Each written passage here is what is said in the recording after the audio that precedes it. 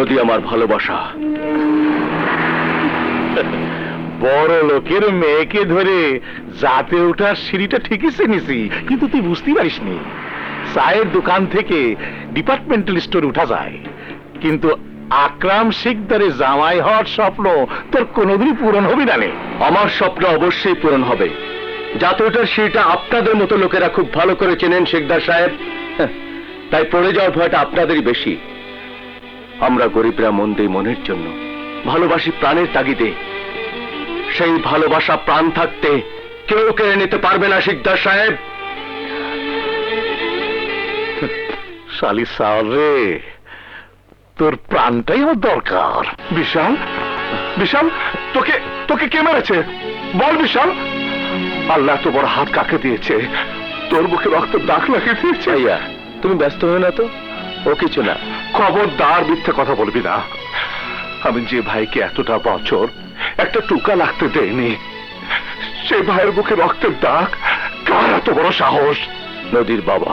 এই নদীর বাবা আবার কে? আকরাম শিকদার, যার মেয়েকে আমি ভালোবাসি। তুই নদীকে ভালোবাসিস? এটা তুই কি করেছিস? তুই না আমাকে বলেছিস মেয়েটা বড় অহংকারে, সে অহংকারে মেয়েকে তুই ভালোবেসেছিস? ভাইয়া যদি মনে করো আমি ভুল করেছি, তাহলে আমার জীবনের প্রথম ভুলটা তুমি ক্ষমা করে দিও।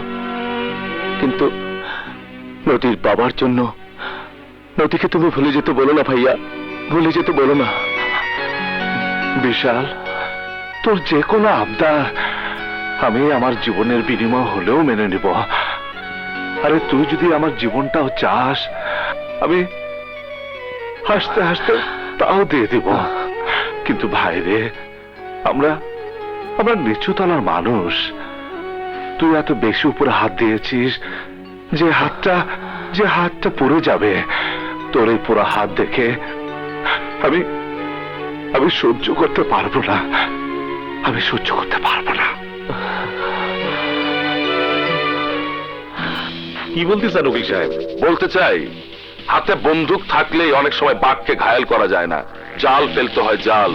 ওই জালে বাঘকে আটক করে হাতের বন্দুক দিয়ে ইচ্ছে মতো পিটিয়ে মনের সুখ মিটিয়ে নিতে হয়। কিন্তু এই শক্ত জাল আমি পাবো না কোনে? আরে জাল তো আপনার হাতেই। মানে? মানে নদী, আপনার মেয়ে নদী। বিপ্লব ও তার ভাইকে ঘায়েল করার জন্য আপনার মেয়ের ভালোবাসাকে জাল হিসেবে ব্যবহার করতে হবে। কি করি? উকিলের প্যাচ আমি বলে দেব। বিপ্লব, তোমার ওই পা দুখন দিয়ে আমার জোরে লাথি মারো।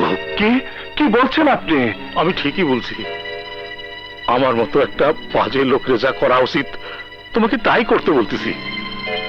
বিশাল আর নদীর ভালোবাসা আমাকে অমানুষ থেকে মানুষ করেছে। তুমি আমার মেয়েটার ভালোবাসা ভিক্ষা দাও। আমি জানি নদী আমার মেয়ে বলে তোমার ভাইকে ভালোবাসার কোনো যোগ্যতাই নেই, তাই তুমি দয়া না করলে আমার মেয়েটার জীবন নষ্ট হয়ে যাবে।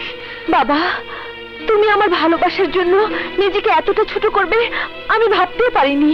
না রে মা, না, আমি নিজেকে ছোট করছি রে মা। আমি আমার ভুলের প্রায়শ্চিত্ত করতেছি মাত্র। নিজের ভুল বোঝাটাই যে কোনো মানুষের জন্য বড় প্রায়শ্চিত্ত। নদীর মুখের দিকে তাকিয়ে আমি কথা দিচ্ছি, ওদের ভালোবাসা আমি মেনে নেব। এখানে একটা বড় সমস্যা আছে বাবাজি।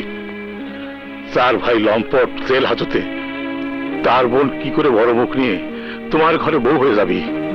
তাছাড়া নদীর এই বউ হয়ে আসাটা কি জুলিয়া মা মেনে নিতে পারবি?